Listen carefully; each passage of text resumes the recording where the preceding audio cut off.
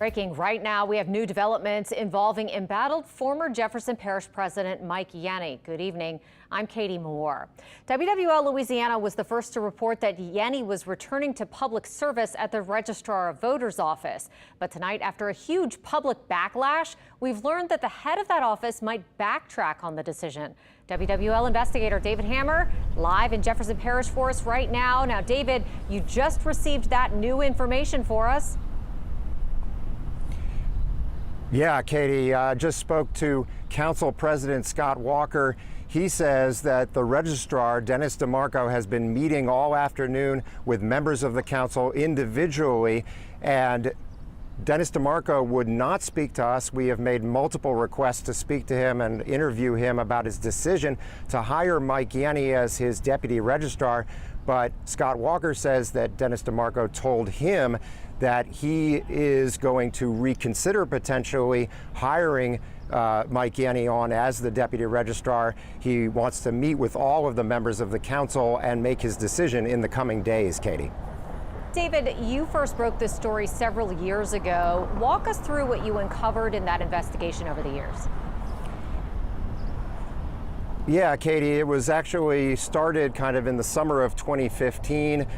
Mike Yenni had met a young man who was 17 at the time. Mike Yenni was the mayor of Kenner at the time and running for Jefferson Parish president. In February 2016, we got copies of these texts that he was sending to the young man. We spoke to that young man who was in college at the time, 19 at the time, and he shared those texts with us. We were able to verify their authenticity. At the same time, we were able to get texts that Yenni had sent, sexually explicit texts that he had sent using a Kenner City server when he was working for the city of Kenner back in 2010 and 2011, confirmed their authenticity.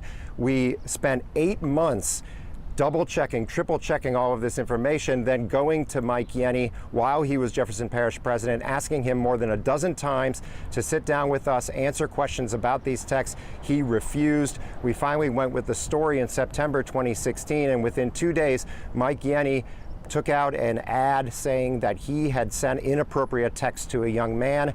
He vowed to stay in the office of parish president. There was a recall effort. It failed to get enough signatures to force a recall election.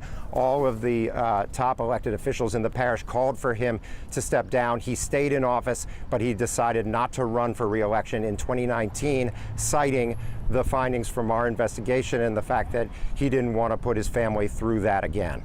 David, what exactly did those text messages say?